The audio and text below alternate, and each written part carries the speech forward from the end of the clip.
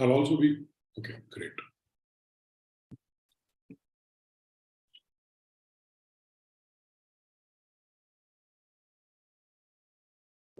All right, I think we are live now. So great. So I would like to welcome all of you who have come in today, and I'll be introducing Shino. But before that, if you could just let us know in the chat window, if you can just drop in with the hello, so that I know all of you are able to listen to us, listen to me.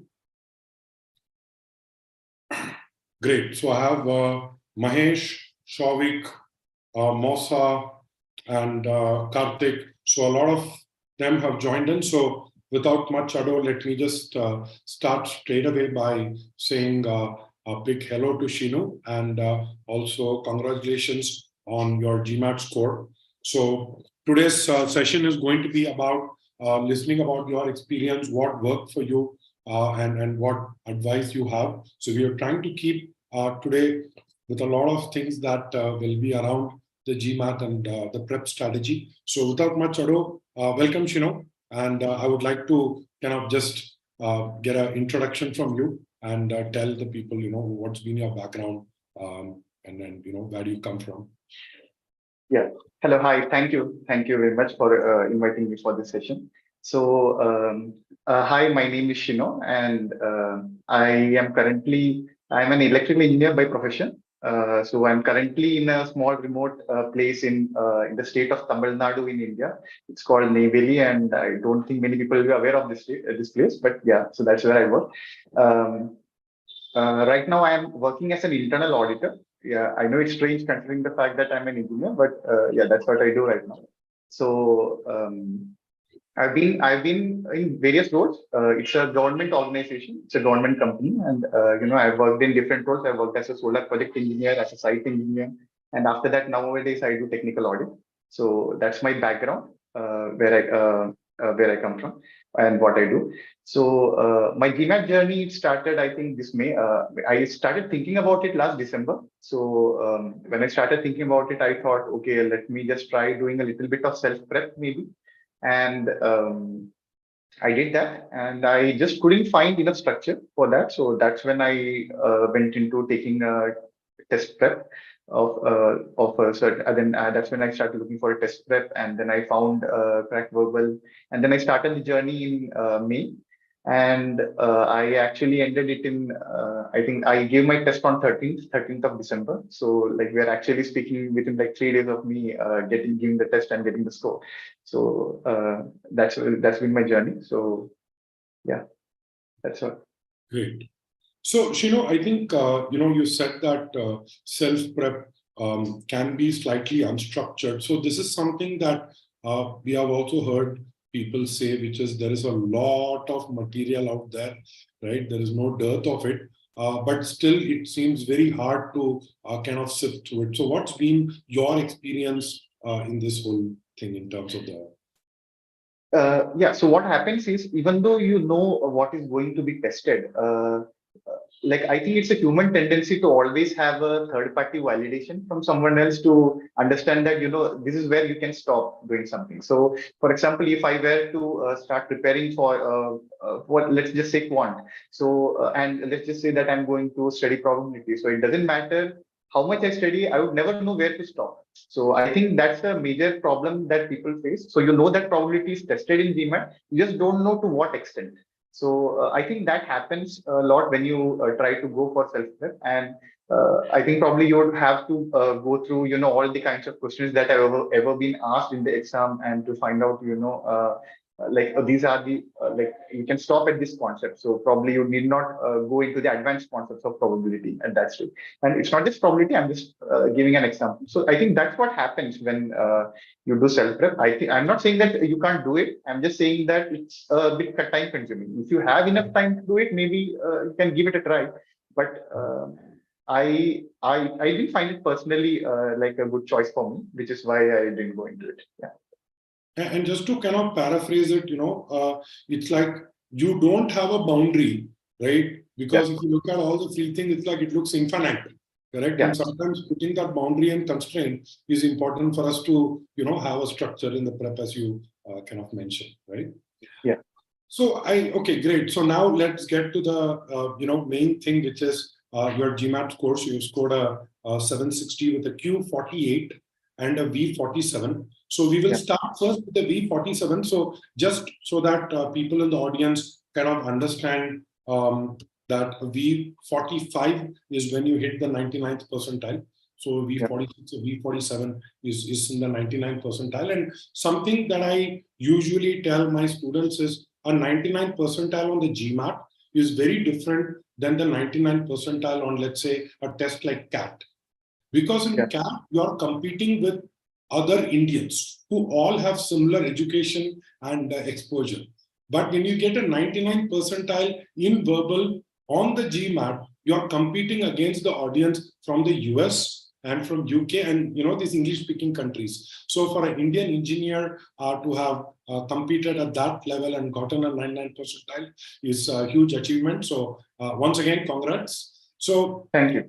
Yeah. What I would like to probably kind of dig a little deeper is, you said your journey started in May, and it's been a good 6+ months. So how long? If you can just walk us through the journey, right, from then on, it will be good to hear you.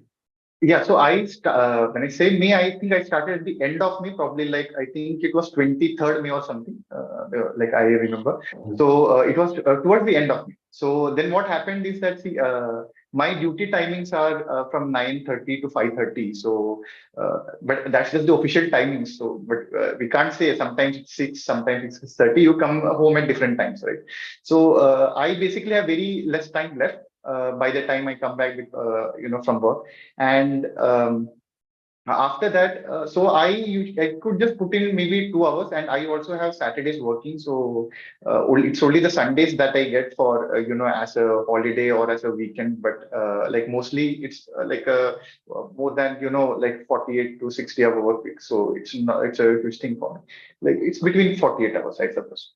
So, I had very less time, which is why I had I intentionally given more time to it. I know that the material probably can be done within 3 months if you have sufficient amount of time, but another problem is that for working professionals there is this huge possibility of you going into you having a burnout, right? So you work on a daily basis, and it doesn't matter whether you work in like a physically, something that's very physically exertive.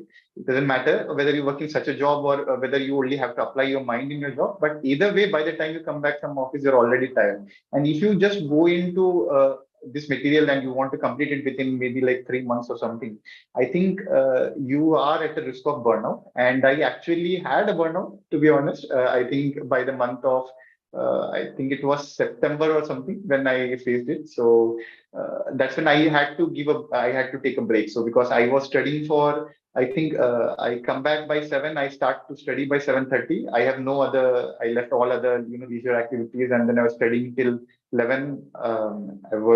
Then at 11 I sleep, 11 or 12 I sleep, and then I wake up again in the morning. Go to a gym. I have a little bit of time maybe at the gym, and then I go to work. So it was becoming a continuous process. So I think for working professionals, especially, they have to be a little bit more.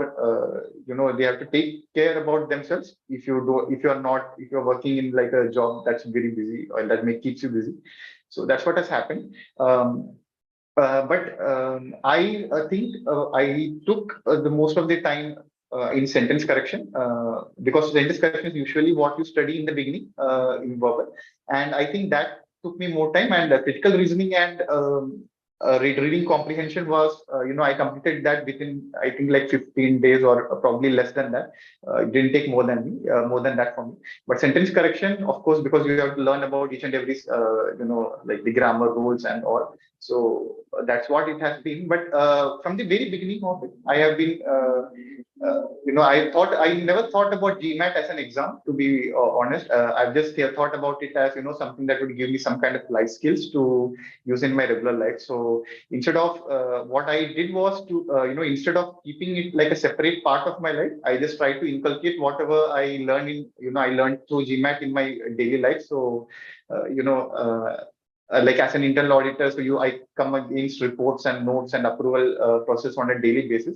So I know that people say that for practicing reading comprehension, you can go through thousands of pages, but I just started doing that at work. So like I think that most of the like I have a pretty boring job if you think about it on like a reading basis. If you think about it on the reading basis, so I just thought, why should I look for boring material out of my job? Because I can just get that at my work. So I just used to take out O&M manuals and whatever like the most boring things that are possible to be that I can get at my job, and I just used to go through them and find the purpose of it and like whatever kind of the generalistic RC questions are there. So I used to do that. So maybe that's what I think. I think that if you don't make GMAT a separate part of your life and instead try to inculcate whatever you are learning in your or try to practice it in your real life, I think it would be a bit easier for you comparatively. Sorry, you're on mute. Sorry. This is the most obvious thing to put myself on mute. So great point, Shino. I think a lot of things that you said also resonates with, I think, what I maintain, which is GMAT is preparing you for life, right? So if you look at what GMAT requires what B schools require, and what B schools require is what the real world requires. So the real world requires that we read a lot and extract just the required information, right? B school, so B school case study method, right? That's exactly what happens. You have to read a lot and you have to go into specific details. And reading comprehension or critical reasoning, right? And presenting your points in clear and crisp manner, which happens through SC. So great point on looking at it as a life skill. I also noted a couple of other things that you said, which is 6 days of working leaves you with one Sunday. You have social life, you have friends, right? You have a lot of things going on. I don't know if being in a place like Naigali is an advantage in some sense, but I'm pretty sure you did great even studying, right? 7 to 11, coming back and putting yourself through it. So though you did have a phase of a burnout, but really, how did you motivate that one day that you're getting on a weekend, or that 2 hours? Like most people, when they come back from work or on a weekend, want to just relax, want to watch TV, it's like almost rewarding themselves. How did you kind of have the motivation to go on? Yeah, it was quite difficult, to be honest. So that happened, but I will on at least on Sundays I used to watch something maybe, and as you said, it's good being in a remote place in that way, because there isn't much to be done anyway. So like the maximum thing I can do is probably like wash clothes or move around a little bit. That's all. So there isn't much to do anything. But yeah, I made sure that you study a little bit more. Though I don't think I could have spent the entire like a weekend, like the entire Sunday studying, because that would just make make me like perennially employed or perennially in work. Perennially at work, I would feel perennially at work. So what I did was, yeah, I just studied like maybe 6 hours on Sundays, and the other days whatever was possible. So like the initial phase, as I said, it was 7 to 11. But once I had completed the major portion of it, like the major part of it, I just did 2 hours, maybe 7 to 9 or 8 to 9, 8 to 10 or something of that sort. I did not overexert after the burnout phase. I did not. I stopped overexerting myself, and because I had already completed like 60% of the preparation, so that's why. That's what I want to say. Yeah, that's what I did. Great, and I think that's something that is really a message, which is today's world. There is so much of distraction, right? And if you look at it, if you are looking at doing a 1-year program, for example, it's fairly intense. So the way I look at it is GMAT actually sets the tone for creating, because many of us have now had a few years of experience we seem to have forgotten what it feels to sit down with a book and study. And it's like the last time that you were doing, that was a full-time job for you as a student in college. But now we have to juggle with so many things. I think it's a good skill for someone to kind of inculcate taking out that 2 hours and, just focusing on that. And on that note, I just wanted to quickly share a message over here, which is we actually have a mini series that we currently have launched. It is actually called a Busy Person's Guide to Doing an MBA through the GMAT. And what I've done in this video series is really try to capture what are the key essential things that one needs to keep in mind, especially if they are working with a full-time job. So I'm going to be giving that link on the chat window. So so you can just maybe go ahead and click on it, and I will continue with my conversation with Shino. So Shino, one important thing that you said, or one interesting thing that you said, which kind of caught my attention was you said of all the things, sentence correction is one thing where you spent a lot of time. So just for people who are listening, viewing, I wanted to kind of maybe dig deep into SC, and then we can move to maybe CR, and then we can maybe go to RC. So coming specifically to sentence correction, what has been your experience? What has been your advice? What's been your take on this? Yeah, so I think that every time people listen to the word verbal, what immediately comes to their mind is actually sentence correction. I think like people tend to forget that there is RC and CR, even though all three have almost equal weightage when it comes to the exam, right? So people and it's the module that you spend most of your time on, because like there are 8 or 9 different topics that you need to get through: subject verb agreement, or pronouns, or comparisons, or parallelisms, or whatever it is. But we spend most of our time doing that, and we do that in an expectation that since I have spent this amount of time, like the most amount of time, I would have to be near perfect in that, doing sentence corrections. And people try to aim for like once I'm done with the sentence correction model, I should be able to find a mistake in almost anything, right? Like any sentence, any question that you throw at me, I should be able to do that. And I think it's a bit of a wrong thinking. You need not be able to do each and every sentence correction question. It's not compulsory, because I am sure that there are rules, there are exceptions and all sort, but looking for 100 percentile, getting it 10% correct, that's just not something that you can aim for, because there is always going to be a harder sentence.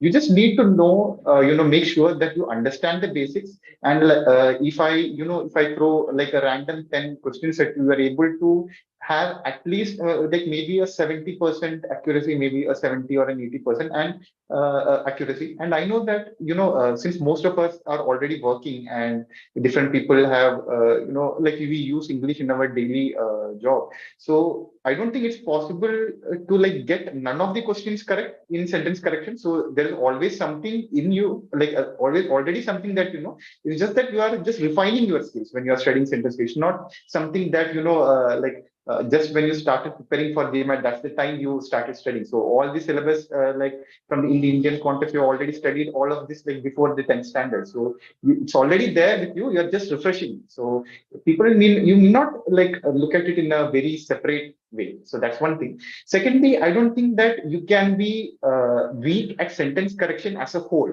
So it's not like I'm weak at the entire sentence correction. You're probably weak at one particular aspect of it. So not everything.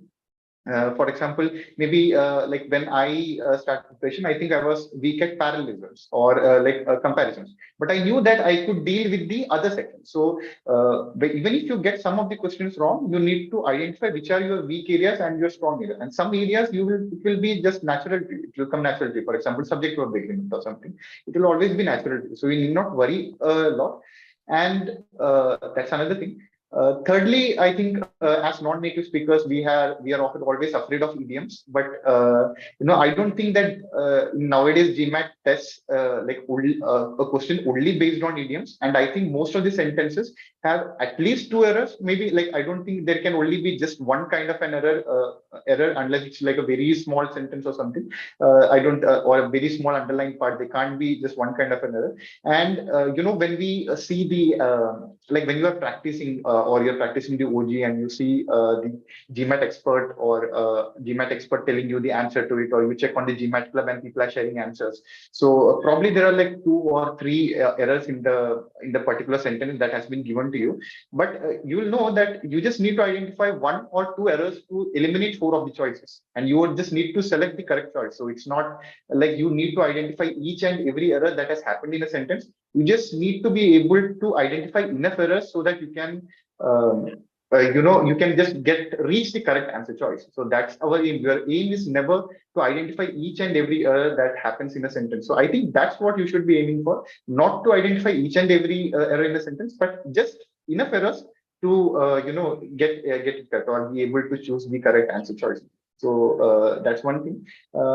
About some one another thing is that when people read a sentence correction question and they see an underlying part, they keep they keep themselves only concentrated on the underlying part, whereas it's possible, and I've noted this, that the non-underlying part, it gives you a lot of clues, right? So for example, in a subject verb agreement or in a pronoun, you need to understand whether it's a singular or a plural subject or subject. So mostly there will be something in the part that is not underlined that will give you a clue into whether it's singular or plural. So what people do is they just read a sentence, they'll look at the underlying part and they'll go through the options only looking at the underlying part.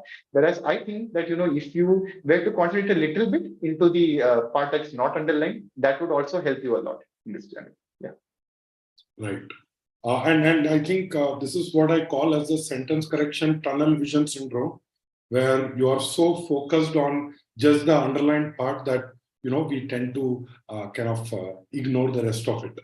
So I had two specific questions within sentence correction, and the first is when students start, there is a lot of theory. So there is theory, and then there are these OG questions, right? So from what I hear from you, OG was your go-to questions for you to practice from and sharpen and strengthen your concepts. So what point, like how do you do the concept and the questions? Like, do you do the know all the theory? And since you took the Crackable course, maybe in that context, like, did you do the concept videos, then did some OG questions, or did you do all the concepts first, then hit the OG? Like, at what point do you start solving questions? Because students have this, I need to know all the rules, all the concepts before I start solving. So what's been your take? Yeah, I don't think that's the case, because if you just keep learning theory and not applying it, you are bound to forget it. So, I think the syllabus for sentence correction probably lasts for a month or something, and I'm not sure I remember my dinner from 2 days past. So I don't know how I will remember something that I studied on 1 month back. So I don't think that's the case. So it's better to keep applying it as soon as you study. Maybe give a little bit of sectional test, or if you have not taken any prep, because on GMAT you can just, on the GMAT club, you can just filter the questions out using which particular area that you want. So there are there's a sentence correction mega thread or something where you can just filter it out based upon what area you want to. So I would never recommend just learning everything in theory and not applying it, because I don't think that way you would learn anything. At least that has been my experience. It's OG test, maybe, like the OG mock test, maybe I waited until I had finished the entire syllabus to give even the first mock test. But studying the OG, like the sectional parts of OG test or sectional OG test, or, doing some OG questions, I don't think people should fear it. I think that is the one thing that you should do. And to be honest, I don't trust any questions that are not in OG. And I don't think there's enough time to go through all the kinds of questions that are available in the world, because I'm sure there are a lot of questions available in the world. So better to just go through something like the OG questions. You are sure that these questions have either like they are the retired questions in GMAT. So the GMAT has officially supported these kinds of questions. So I think it's better to go for that. I am a huge supporter of OG questions, and maybe some questions that have been derived from it.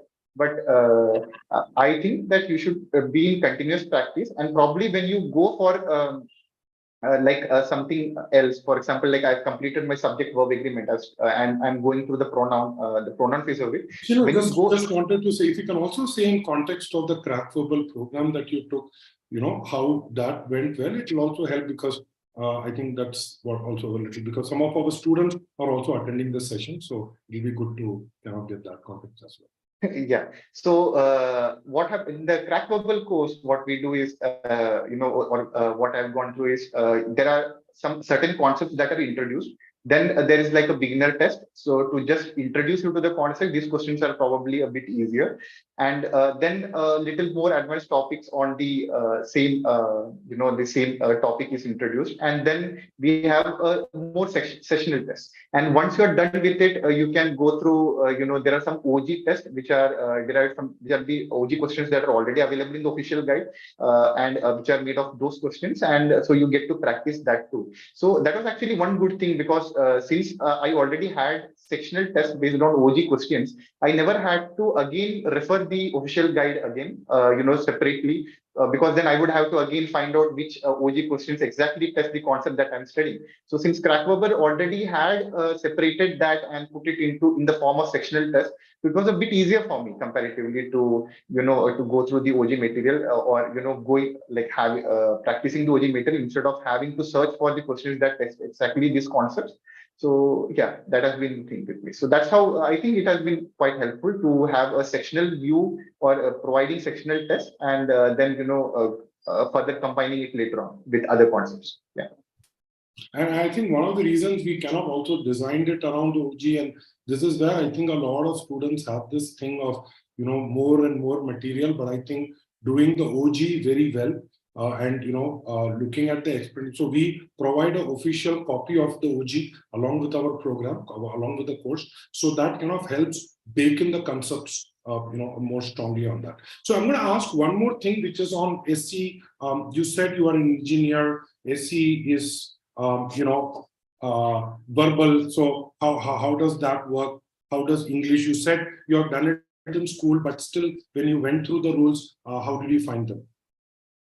Yeah, so the thing is, as non-native speakers, we can just get by saying anything or whatever grammar you want to use in, at work. So it's possible that, I've seen, after I've studied this, I've studied for GMAT, and then I go through proposals, I can find out like 10 errors within like probably 3 or 4 lines that happen in all the proposals that come to me. And the problem is that it doesn't matter. So like when you are an engineer or when you are in a corporate level, they are just okay with it. They are just okay with people making grammatical errors, as long as you get the desired result.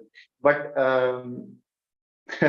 so that's why. But I think that it's essential that we go through the grammatical rules a bit. Some of the rules are quite weird, and some things that would go against something that you have been thinking for like past many years. So maybe. Maybe that each and every is probably a singular thing, so a singular word or singular subject. So you would maybe each and every one of us are doing it, or something that's something of a common usage. Since we are non-native speakers, we can get through a lot of the things, by saying even grammatically like incorrect things. But I think some of the rules are a bit weird. But once you get the hang of it, you will probably.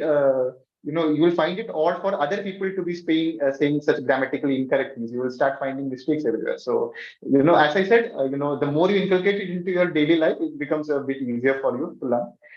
So that's right. But the rules are, but I think that most of the things that GMAT is testing, it's nothing, I don't think it's very exceptional things that it's testing. It's all regular, normal kind of things.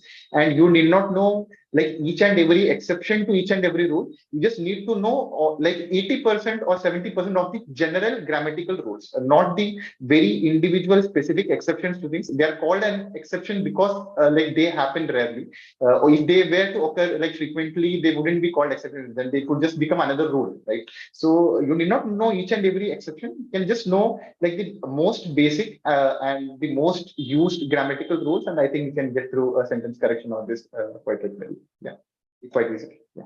I was shaking, I was nodding my head, much in agreement, because I think what you said, very reassuring, that 80% of the rules, I think what happens is there is a certain discipline required, of figuring out the subject verb, figuring out parallel structures, figuring out the comparison. I think a lot of times we get into this sounds, I think it's a power connection at my end, but we can go on, which is, the whole idea behind sentence correction then becomes around the rules, right?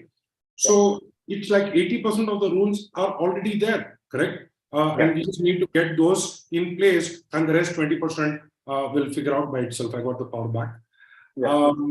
So that was very reassuring to hear that, and people tend to stress a lot about that part. So now I'm going to kind of jump from sentence correction to critical reasoning. So what has been your experience with CR?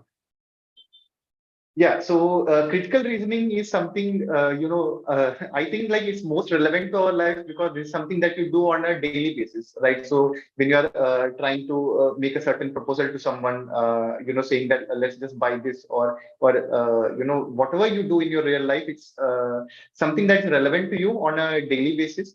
So critical reasoning as I think it's something.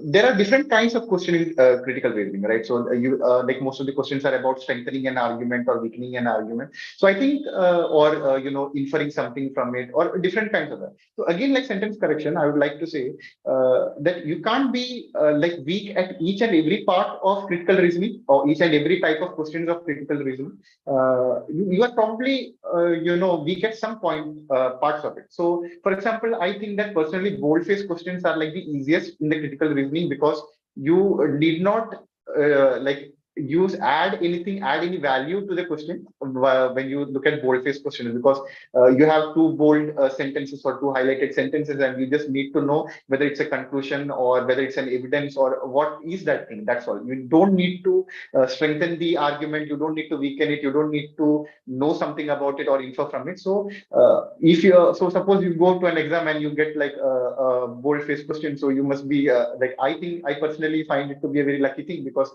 I need to do that much little overthinking. For the other parts, I think what happens is like we have a tendency to overthink a lot, out of scope and in the scope of the argument. So there's an argument given, and we are asked to strengthen it, and then we try to think about what all ways can I strengthen it. And I think there's some controversy regarding pre-thinking in critical reasoning. I think that's a strategy that many people recommend, but see, personally, I'm an overthinker myself. So if I were to do some pre-thinking, that would just waste more time. When I already have 5 options given to me, I don't think I need to think more than that, because it's also possible that if I do some pre-thinking and reach a conclusion that maybe this thing can strengthen it, and it's not there in the options, that would just be wasted time. Right. So that's one thing. But one particular thing is that I always read the question before reading the argument, which is something that has helped me, because you need to know, like it's always good to know what question is going to come after reading an argument, rather than reading an argument then going to the question which says that which of the following options would strengthen the argument. And when you read, there is a general tendency that even if you did understand the argument, you read the question that which of the following would strengthen it, would strengthen the argument, you would again go back to the question. So I think that's kind of unnecessary. Just read the question line. It's just one sentence, and you'll probably have just one takeaway from it, whether it's a strengthening question, weakening question, inference question, or evaluation question. And or if it's a bold face, you just know it right away, even without reading the question, because there'll be two bolded parts, two bold lines. Right? So I just read that, and then I go through the arguments, and its most important thing is probably to understand the conclusion of the argument, so that you can know what is it that you need to strengthen or weaken, or what is it that you need to evaluate. That's what, and I don't think that I've come across the critical reasoning, an argument which is like quite worded or has a very difficult has very difficult words used in it. It's generally the arguments that are there are quite easy to understand. There's nothing much, and to be honest, I don't even know why it should be in verbal reasoning, because it's just common sense. It's not like it's testing your extreme vocabulary or English skills. It's just something that is, something that would have the least amount of assumptions, and something that you would be able to understand. I think you can go for that choice. That's what I think. Yeah. Great points. And I think some of it, like, for example, one of the things that I say, and the course also has on the bold faces, and it just amazes me how there are people who are terrified about bold faces. But what is really required is a very clear strategy. In fact, one of the things is also that you don't even read the whole answer option. You just need to see the first boldface if it's, let's say, a main point, and all the answer options that says counter, you can eliminate without even reading. Correct? Yeah. So you can actually get to your right answer choice a lot faster. So, great to hear that. And the other thing that, also I usually maintain, which is, it is absolutely, it's like in KBC, without the 4 answer options, to guess what the answer is, right? It's impossible. It's only when you see the answer options that we even start thinking what could be right or wrong, right? So I think putting that effort into pre-thinking, something that I've always wondered why you would waste that energy. I'm going to pick 2 things that you mentioned. One of them is this notorious thing of out of scope, right? So a lot of GMAT takers in CR, what happens is they look at an argument, and one answer option that looks clearly out of scope, GMAT says is the right answer. Or there is some other answer option which I think clearly connects with the argument, but the explanation says it is out of scope. So this is like, very confusing. What has been your experience? And if you can just maybe deep dive a little into that part, especially for strength and weaken, where the question stem itself says, which of the following, if true, will strengthen?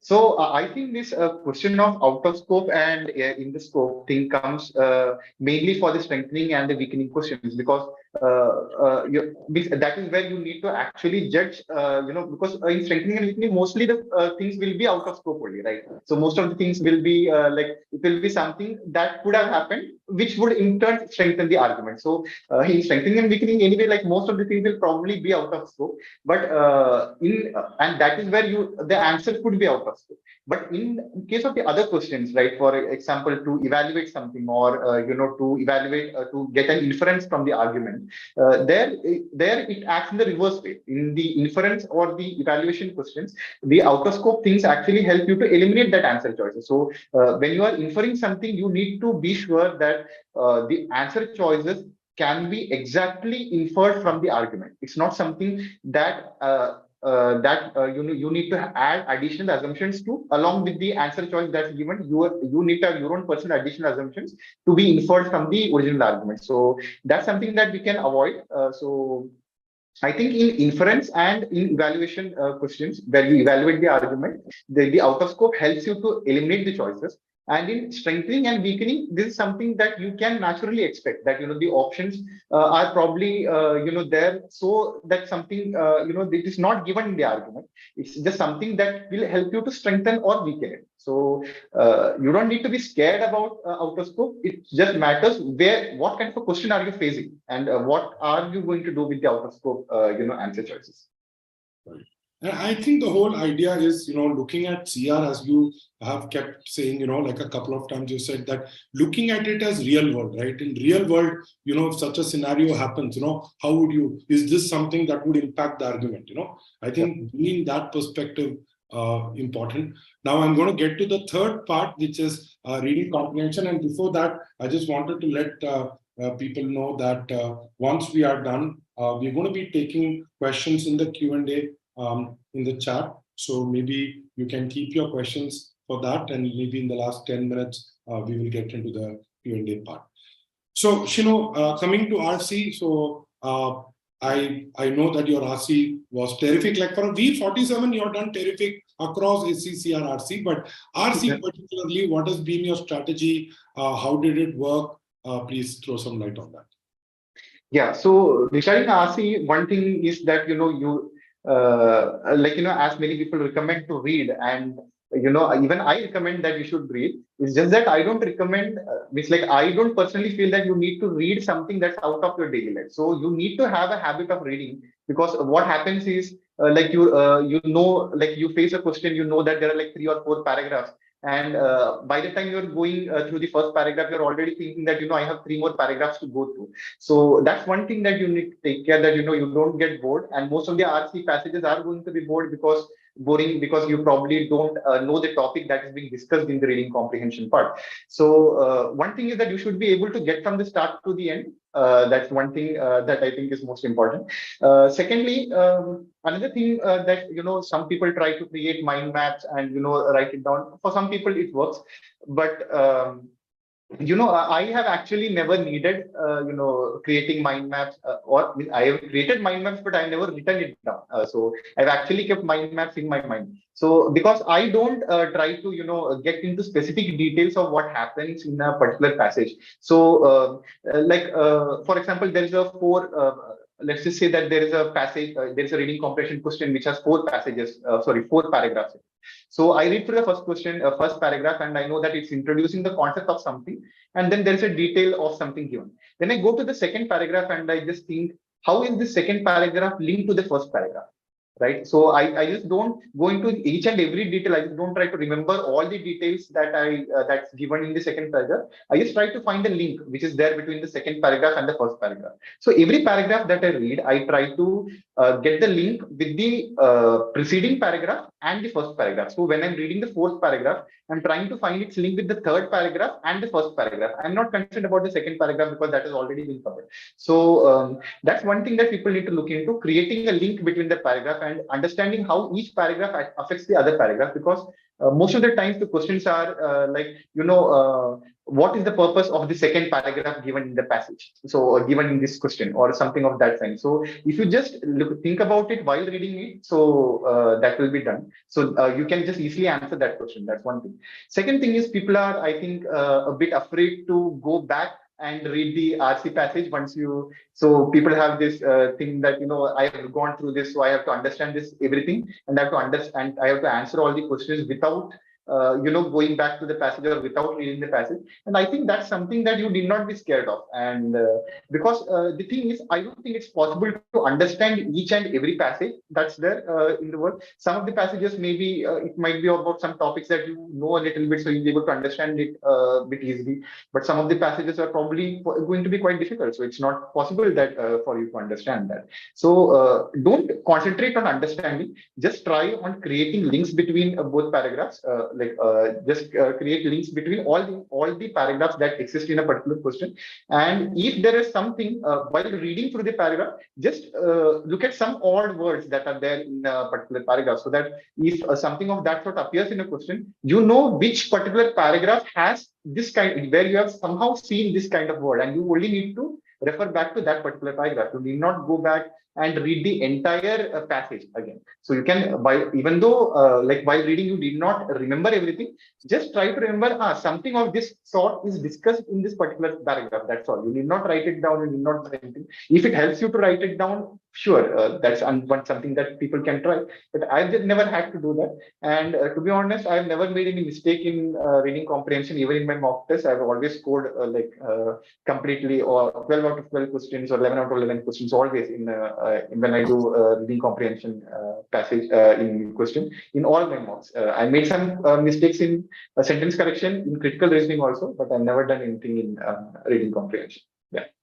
Wow, that's quite a lot. And I think just to kind of give a sense, what I have been also doing in reading comprehension, what we teach is the skim and scan, right? So what happens when people start reading it the first time, the ability to understand the reading in that reading comprehension actually is 2 types of reading. The reading when you read it first without knowing what to expect, where you are like a bird circling the field, just trying to look at where things are. And what you said, beautifully. It's like, how do I create a thread to connect the paragraphs? And then when you get to the passage, not getting stressed about, going back, but actually using less of our memory, especially on the test, to rely on and, scan and go back to the specific part. So I think that's one thing. And a lot of students, I think that was a good point that you reiterated. A lot of students have this thing, I will spend like 5-6 minutes, but I'll understand because once I get to the question, I want to kind of answer it. But, walking in with this thing that I'm quickly going to do a survey and then hit the question. So I wanted to, ask one thing, which is specifically with regards to RC. By the time you get to the third or the fourth paragraph, passage, sorry, there is this mental energy that gets drained and people are not able to focus, not able to pay attention. Any specific tip on that? How did you maintain your attention and energy? Yeah, actually, to be honest, I'm actually very happy whenever an RC question comes, because this is one place where I don't need to find, grammatical errors in a sentence. So I think sentence correction is much difficult compared to RC because, I need to use my brain. I need to, find out what all the kinds of all the concepts that I've ever learned and to find out this. So I think that should not be a concern for people reading RC. Whenever you go through an RC question, all you can think that is that there is a I think that most of the RC questions flow in this way. There is a concept being introduced. There is something being said either for against it or for it, and then there can be a counter view or there will be something that will be that will again add further support to the argument. So that's all. And by the at the third passage or the fourth passage, I'm just thinking, okay, these are like the easiest. I think the RCs are the easiest questions. Might be time consuming, and people worry about this like this because by the time you read RC and you have answered the first question, it has probably been 4.5 or 5 minutes, maybe for some people.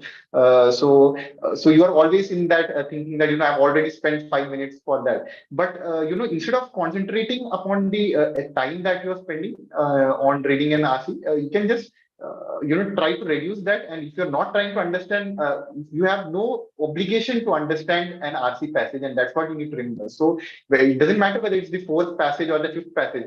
I'm going to give it the same importance that I gave it to the first passage, which is almost nothing.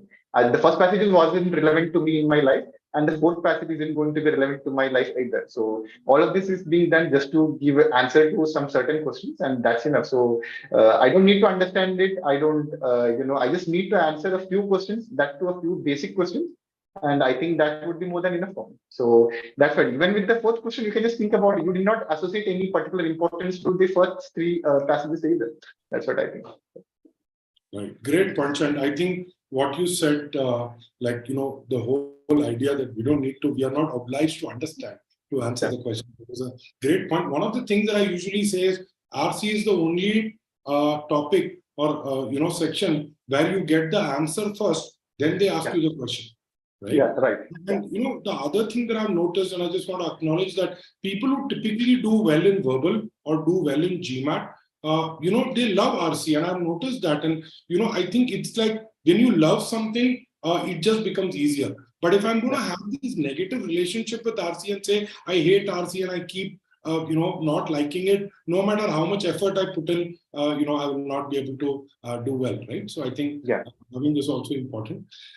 I'm now going to get to the part on your whole GMAT prep, like the exam strategy, the mock test, and when did you book your date, and a little bit on what happened on the test day. So if you can just throw light into your test taking strategy.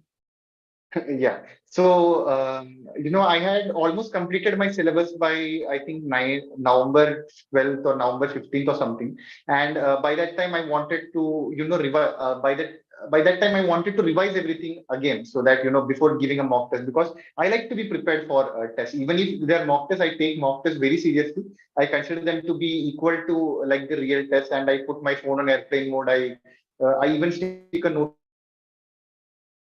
outside my home that I'm giving a test. Please don't ring the bell for like next 3 hours or something of that. And please don't ring a bell till 10:30.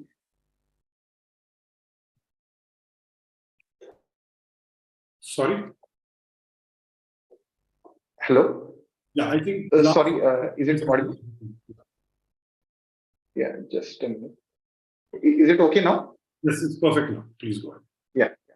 So that's something I do. Like I take the mocks very, very seriously. I consider them to be equal to my, real life examinations. So I think that's something that you need to do. That practice mocks the way that you would actually give the exam.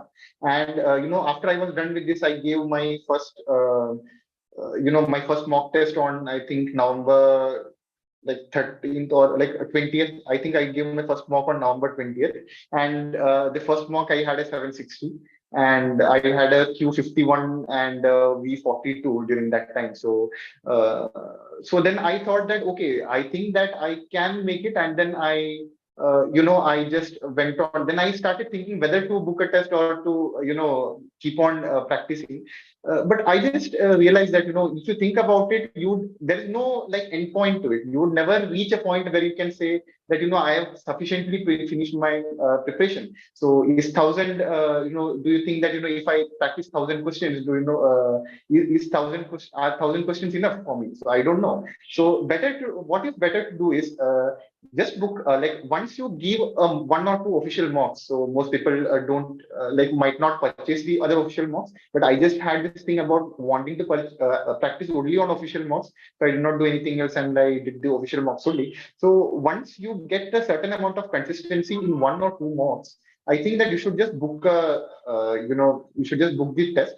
And so that now you have set deadline, and then you can arrange the remaining mocks between the date of booking the test and the date when you are going to have your test. So I booked it on 20th, and then I booked for December 13th because that was the slot that was available in Chennai, so which is the nearest test center that was available to me.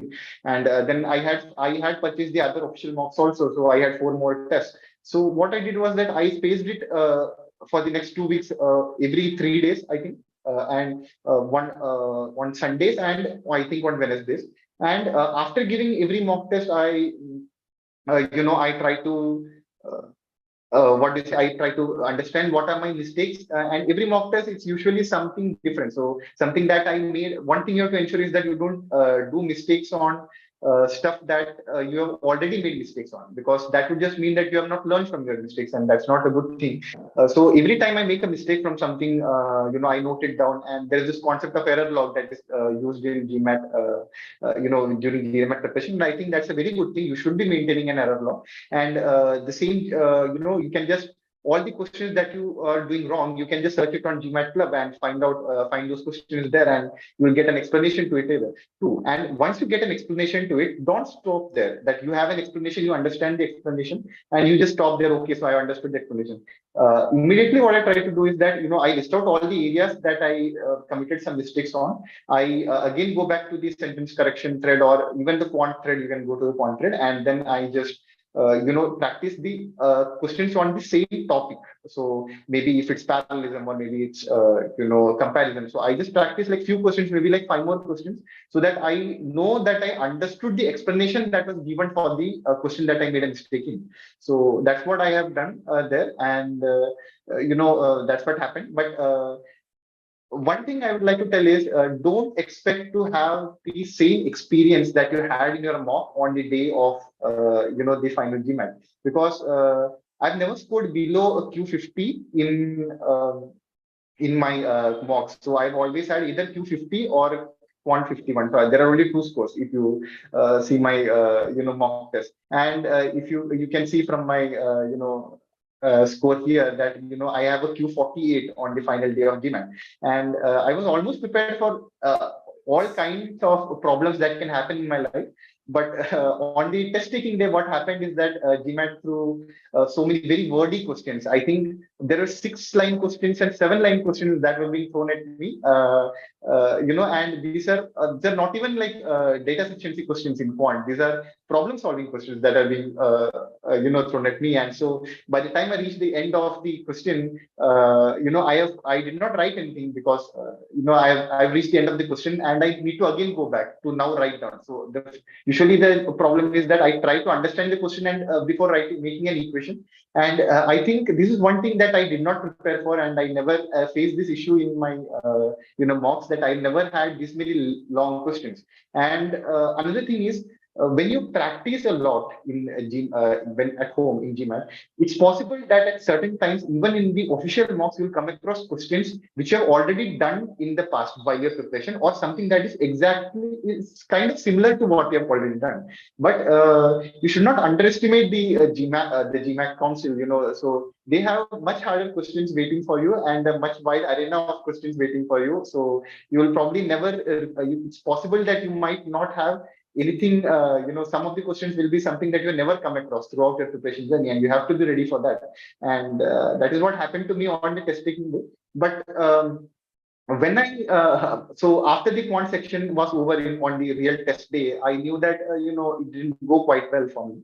And, but one thing I knew is that, what immediately came to my mind is the GMAT scoring grid. And if for people to know about GMAT scoring grid, if you can score enough in verbal, you can rectify all your sins in quantitative aptitude will be forgiven. So that was what I took a break, the optional break that happens between quant and verbal. I took that break, but I knew that my quant was kind of ruined, I suppose. So I went out, I had some water, I took some deep breaths, and then I came back, and I just thought, okay, let's just give verbal, let's just not let the performance in quant affect my verbal, because so I think that free mind has helped me get this verbal 47. And I would say, I think you have to be, anyone who is giving a GMAT test, I think be ready for it. Think that things won't go the way that you plan it on going. It will go, things can go sideways, but keep your calm even if a section goes wrong.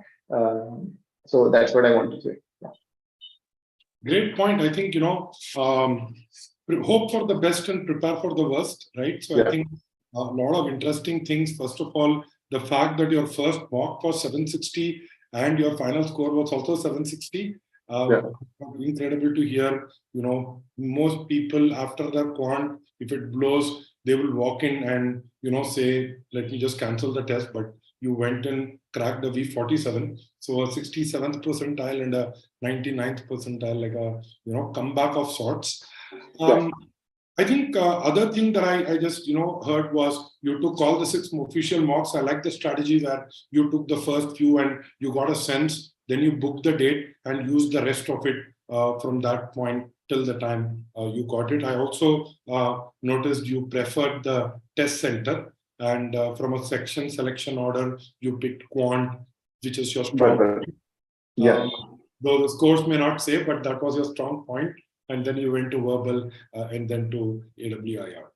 I also like this, which is, don't repeat your mistakes, right? You make it once, it's okay, but you can't then repeat. And I think the error log plays a huge role in that.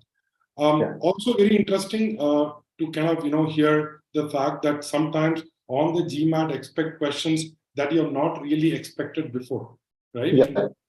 Kind of nimble enough for that. Excellent. So I think I would like to probably ask the last question, which is with regards to the Crack Verbal course, what are the aspects that you personally liked in the course, or what you think helped you? If you could maybe share some thoughts on that.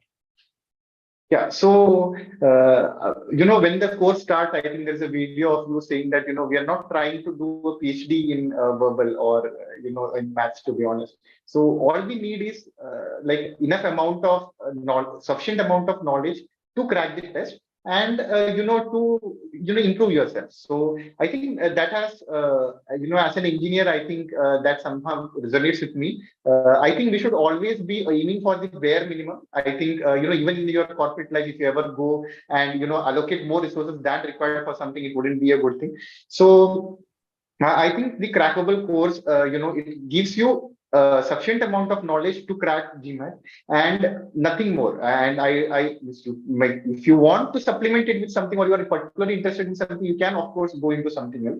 But I think that Crackable gives you exactly the right amount of stuff that is that's required to crack the GMAT. And secondly, I like the part where you introduce a certain topics, then you get tested on that so that you know whether your basic understanding is right, and then you go into a more advanced topic, more advanced parts of the same topic, and then you again get tested on the intermediate and the advanced levels of that. So it's a step-by-step process of reaching a level. So maybe like if you were to just look at the OG question, if you were to only practice the OG questions directly, it's possible that after you have been introduced to a concept, you would directly go for a very GMAT 700 question, and you would be you would be very depressed after that because you wouldn't be able to solve that, right? So, but I think it's a step-by-step process, and I like that fact, and I like the fact that there aren't concepts from all over the world being thrown at me. There are only relevant concepts, and I think that if I have been able to crack even a Q48, I think that it's more than sufficient. I think that I have cracked more than enough amount of questions to do that, and the Q48 is probably not a huge indicator, because in the GMAT official mocks, if I was able to score a 51, then I think I've gained sufficient amount of knowledge. So it's enough. I don't think you need all the knowledge in the world. You just need enough amount of sufficient amount of knowledge to crack the test. I think that's what Crackable aims for. And I've had a good journey. I think my lowest in verbal in GMAT in the official mock was Q35.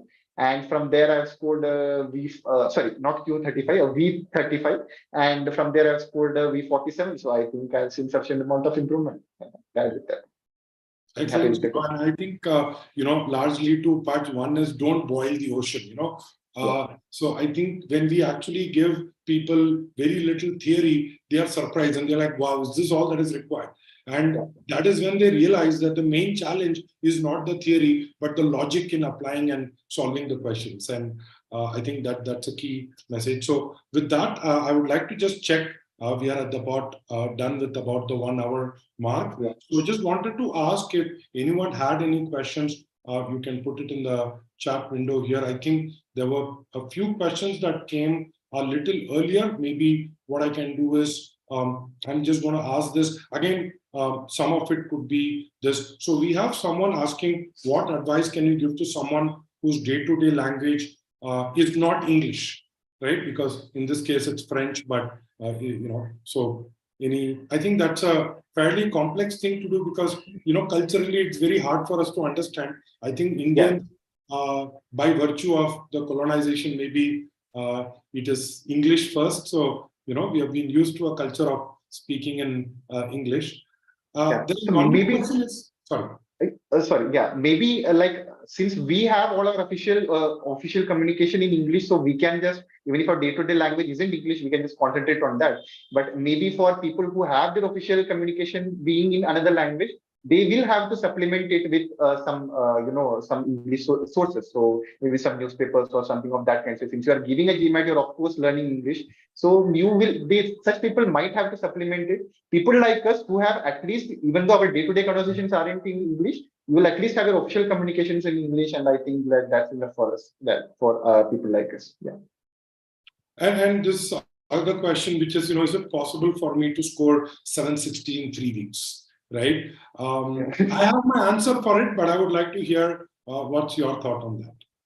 It's actually possible to score 760 in 3 days also if you are a genius, but it depends, varies from person to person. It's on you. If you are able to do it, you can do it.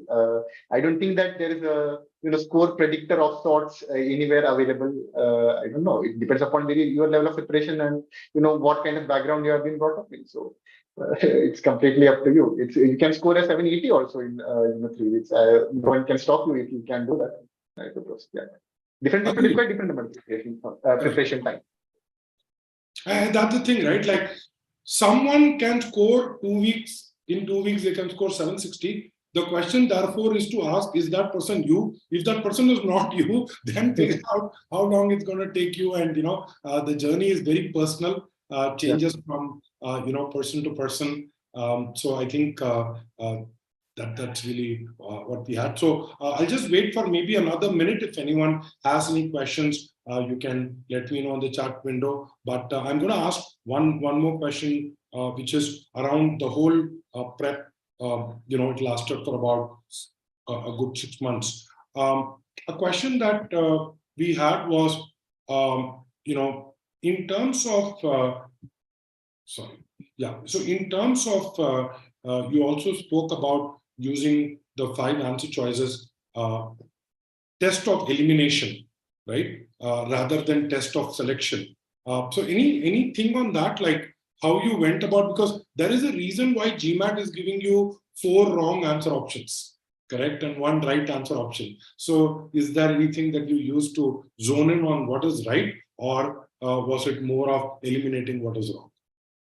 Yeah, I think it's more about what is wrong because, as non-native speakers, it becomes difficult for us to understand what is right. It's very difficult. Moreover, I think that it's a human tendency to find out, it's always easier to find out mistakes in stuff instead of, saying good things about things of stuff. So I think I would go with, eliminating the wrong answer choices more compared to trying to find out the correct answer choice. And maybe if there are like two answer choices that both seem correct to you, then it would be, like GMAT also tests on concision and logic. So whichever is more logical, once you are done with the grammatical correctiveness of a particular sentence, I think then it would be more about, what seems more logical, or which one of the 2 sentences is more concise to be done, to be selected. But I think it's better to have the process of elimination compared to, just going to select a right choice, because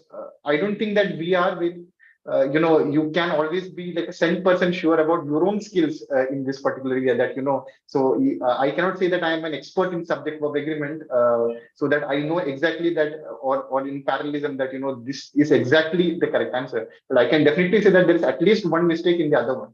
So yeah, I think it's the process of elimination that you should be using. I personally prefer that. Yeah. Thanks a lot, Shino. I think we've got this. I'm just going to have one more time. I'm going to just flash it over here, which is we have a video series, and a lot of what we are discussing today is kind of captured in this video series as well, titled "A Busy Person's Guide to Doing an MBA Through the GMAT." So I'm just going to be giving the link also in the chat window. I have one question that I'm going to take, and then maybe we cannot break, which is, we have a question from Rohit, which says, did you take a long break before the test? Like you were working 6 days a week. Did that continue till the day of the test, or did you take like a short couple of week break or a couple of days? No, I didn't take any breaks actually. In fact, on the day before the test, I took a half day. And Chennai is like 5 hours from here. So I started at 2:30, reached there by 8 o'clock, had my dinner, slept, and then on the next day I gave a test. I did not take any break. And that's what I've been talking about. I don't see why we need to keep GMAT as, like this separate part of your life. So I've always looked at it as, something that's a part of my life. So you wouldn't take a break for something that's normal to your life, right? So I've been studying every day for 6 months. So now it's kind of normal for me, and I've given 6 mock tests, so it has become quite normal for me. And I've been giving mocks on days that I work after 7 o'clock, after coming from work. So I didn't see a need to take a break. I had to travel, so which is why I had to take a half day, or otherwise I wouldn't have taken the half day, and I would have just gone and given the test. So I didn't take any break, and I think breaks will again lead to more overthinking, especially on the day before that. So I would recommend, yeah. So yeah, I think that's great advice over here. I think, and on the last point, and then we can maybe conclude. So all the best for your application. What are the schools that you're targeting, if I may know? Yeah, so I hadn't given it much thought because I had just given it an initial thought that I wanted to study in India. So my target was IIM, ABC, or IME and ISB, probably the top contenders. But I never thought about going out. But anyway, but what I think is that people speak thinking on about it, but I think that the first step is actually cracking the GMAT. So like choosing the school you will still have time, probably. Just need to give it an initial thought so that you can set a bar, maybe like a 710 or 720. That is enough for you to score. But about that, I haven't given it much thought. I'll give it thought now. Yeah. Great. Now it's a great time for you to think. Yeah. So thanks a lot for your time, Shino. It was very inspiring, I'm sure, for people to hear, and a lot of good insights that you were able to share with everyone. So thank you once again, and all the best. And I wish everyone a very good night. Thank you. Thank you, everyone.